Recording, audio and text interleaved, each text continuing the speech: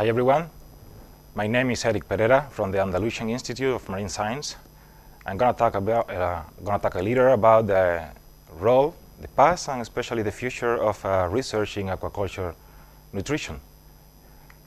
As you can see in the graph, the contribution of fisheries and aquaculture to the global supply of food, proteins specifically, continue to grow, and this trend is expected to continue in the future. And indeed, the aquaculture now is growing faster than fisheries. For this graph and this trend, it's clear that aquaculture production is going to play a key role in providing food in the next years.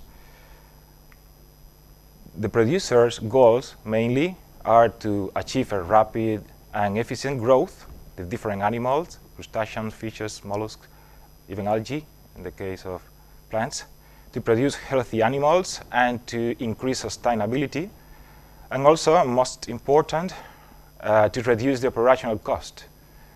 In the center of all these goals is feed, because feed provides the energy and nutrients for growth, health, and finally reproduction. Aquaculture nutrition, research in aquaculture nutrition has driven important advances for the current production levels, but most important, is expected to play a key role in the future expansion of these activities.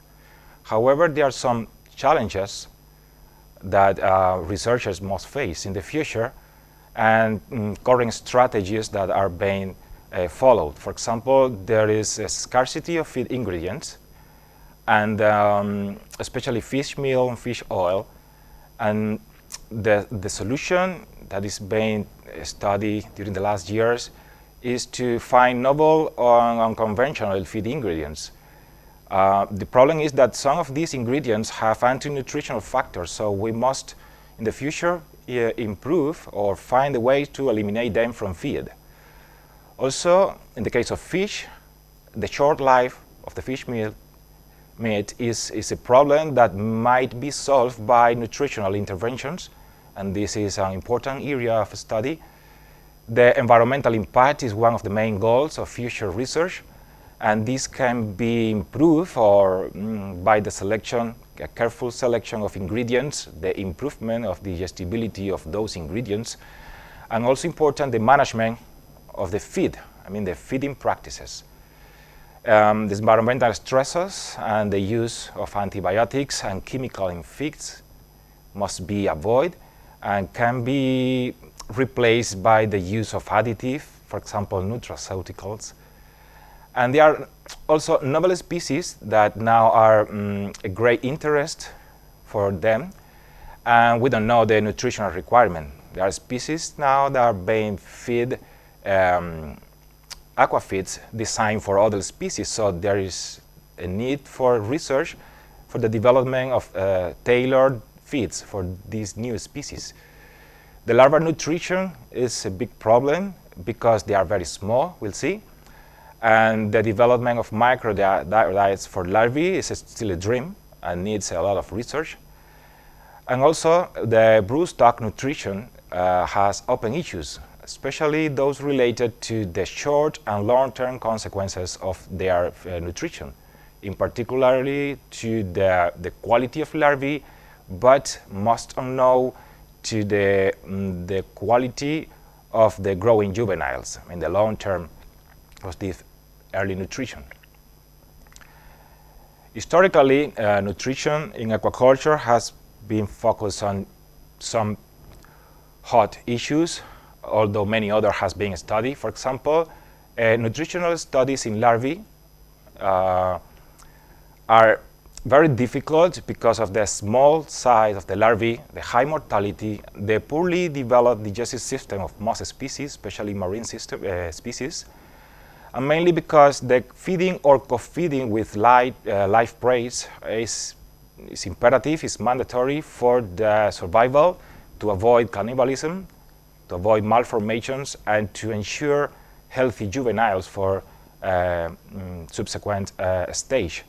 So the nutritional studies in larvae has been important and is expected to be key in the future of hatcheries for current or novel species.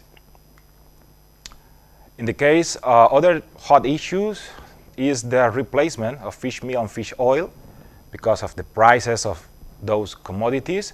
In the case of fish meal, as you can see in the graph, in the green graph, has been decreased during the last decades.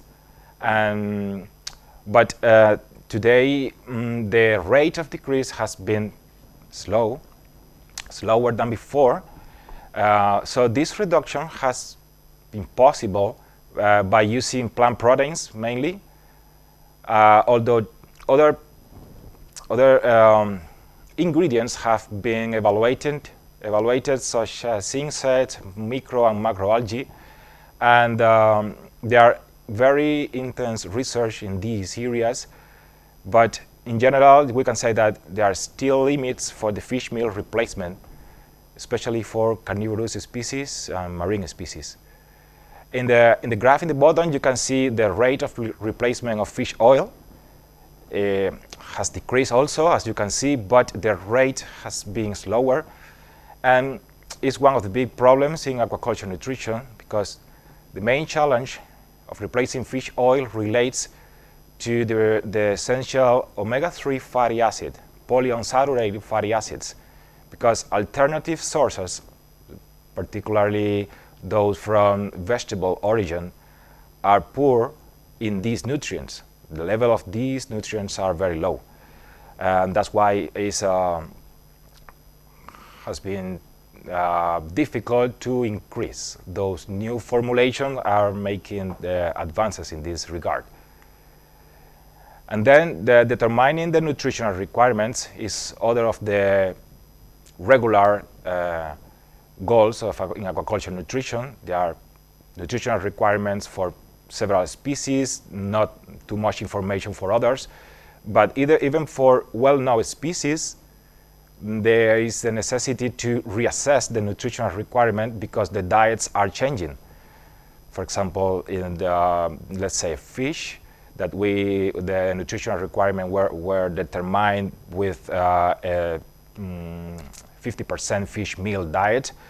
Probably now the nutritional requirements are different if we use 20 or 30% protein in diets. So nutritional requirements are important to be assessed continuously. In this case, the usual form to do this is to evaluate different levels of the nutrients, maybe 6 or 8 levels more often, and then make a feeding trial until the animal increase by 2 or 3 the initial weight. Then we can measure the response, that will be survival, weight, conversion efficiency, or use biochemical or molecular variables.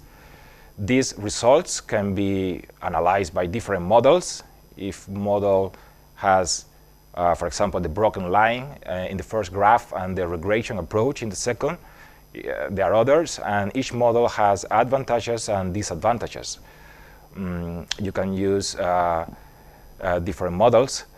This is the traditional way, but today we have, by fortune, novel tools for helping aquaculture nutrition research. This is the example, the case of nutrigenomics. Nutrigenomics is the study of the interaction between the diets and the genome at the whole level. This is quite relevant because the nutrients impact the gene expression of a lot of genes, and the expression of those genes will determine the ability of the animal to use some nutrients. Here it's relevant to remark that the changes in gene expression occurred well before some change in the phenotype, for example, where total weight occurs. So it's a very interesting tool for studying advance the effect of changes in diets. So as you can see, as you can realize, the nutrigenomics, for example, can help to refine the nutritional requirement studies, but also is a good tool to test new additives, new ingredients, and any modification in the feeding practices on husbandry practices. As I mentioned before, other important issues are being studied for example, the use of nutraceuticals or other kind of additives, the biotechnological treatment of ingredients to improve digestibility, to reduce the presence of anti-nutritional factors. And here you can see some paper examples of recent studies from our group, and you can find a long etc. of examples. It's impossible to cover them all. And last but not least is I want to remark the feeding practices. Okay, the good quality feed may not be effective or produce the expected outcome if the proper feeding practices are not used. It doesn't matter how well the feed is, if you don't follow the right feeding practice, you're not gonna reach the expected results.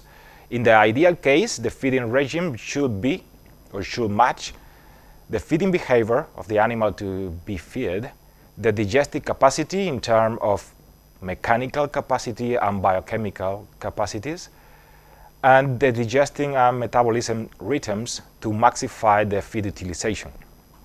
I brought some examples too. You can see there about the study of different biological rhythms at the level of metabolism in the first case, and at the level of digesting enzymes in the second case. So I think that take-home messages will be that nutritional research has significantly contributed to the growth of the aquaculture industry, but it will play a key role in the further expansion of this activity by the design of more sustainable and efficient feed, and that more research is needed to solve some issues such as the larvae nutrition, the higher replacement of fish meal and fish oil, but also on novel issues such as the well-being, the environmental sustainability, and the product quality of the final product. Thank you very much.